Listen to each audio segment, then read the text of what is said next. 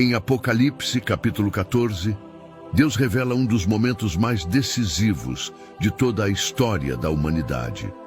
As últimas mensagens, os últimos chamados para o mundo, pouco antes do fim. Prepare-se, porque o que você vai ouvir hoje pode mudar o seu destino eterno. No início dessa visão poderosa, o apóstolo João viu o Cordeiro, que é Jesus, em pé, glorioso, sobre o Monte Sião, e com ele um grupo especial, 144.000 pessoas. Elas não eram especiais por mérito próprio, mas porque foram seladas, marcadas com o nome do Pai e do Filho em suas testas.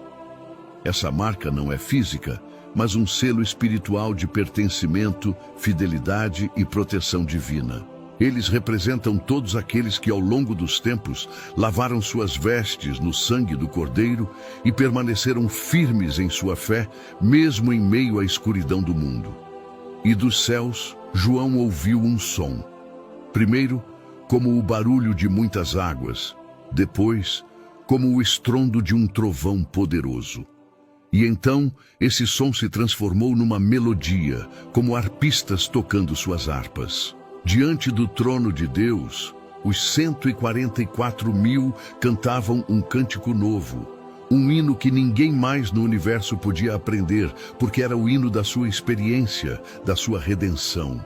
Era o cântico da vitória daqueles que se mantiveram puros, que seguiram a Jesus por onde quer que ele fosse, e que foram comprados dentre os homens para serem as primícias, a primeira parte da grande colheita para Deus. Então, o cenário muda e a urgência aumenta.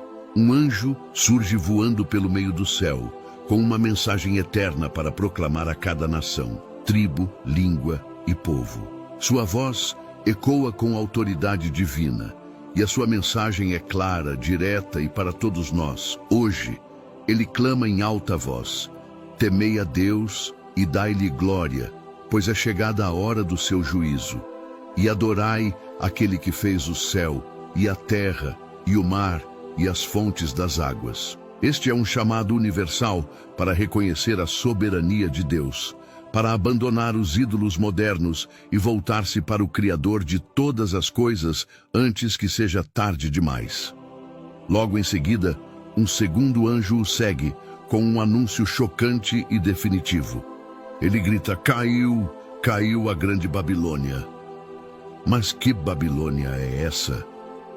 Não é a cidade antiga em ruínas. É um sistema espiritual, uma confederação de enganos religiosos e poderes mundanos que se opôs a Deus ao longo da história.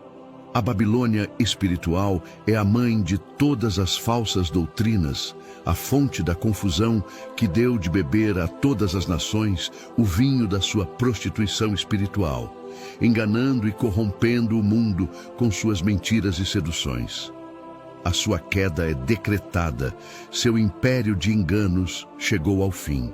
E então vem a advertência mais solene de toda a Bíblia. Um terceiro anjo segue os dois primeiros, e a sua mensagem é um alerta terrível e amoroso. Ele diz com voz forte: se alguém adorar a besta e a sua imagem e receber a sua marca na testa ou na mão, também beberá do vinho da ira de Deus, preparado sem mistura no cálice da sua ira, e será atormentado. Esta é a consequência final da rebelião. Adorar a besta significa aliar-se ao poder que se opõe a Deus, aceitar sua autoridade e suas falsificações em lugar da verdade. É a escolha definitiva entre o selo de Deus e a marca da besta, entre a vida eterna e a separação eterna de Deus. Mas, em meio a essas advertências tão sérias, surge uma nota de esperança e encorajamento. O texto diz: aqui está a perseverança dos santos. Quem são eles? São aqueles que, mesmo em meio à pressão para se conformar com o mundo, permanecem firmes. São os que guardam os mandamentos de Deus, não por obrigação, mas por amor, e mantêm inabalável a sua fé em Jesus. Eles são a prova de que é possível viver para Deus, mesmo nos tempos mais difíceis. Eles são o povo que Deus está preparando para o encontro final. Depois dessas mensagens, A visão de João se eleva. Ele vê uma nuvem branca e sobre ela alguém assentado que era semelhante ao Filho do Homem. É Jesus, coroado de glória, não mais como o Cordeiro sofredor, mas como o Rei e Juiz. Ele tem na mão uma foice afiada. Um anjo clama do santuário: lança a tua foice e ceifa, porque chegou a hora de ceifar, pois a seara da terra já está madura.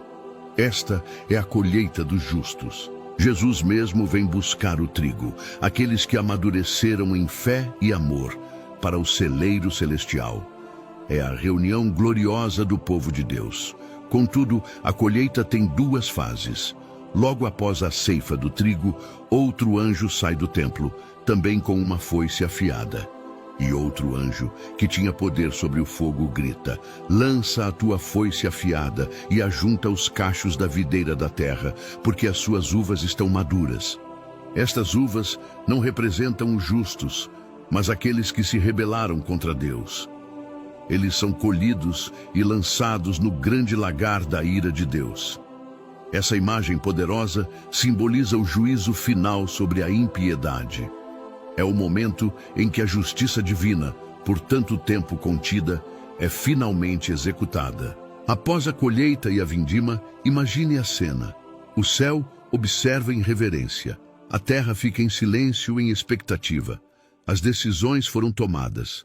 As escolhas de cada ser humano foram seladas para sempre. Salvação ou perdição.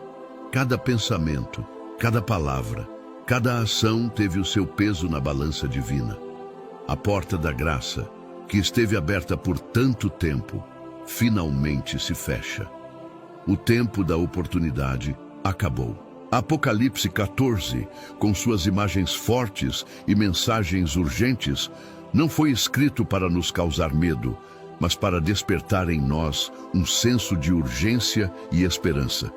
É um chamado de amor do Pai, mostrando as consequências das nossas escolhas e nos convidando para o lado da vitória.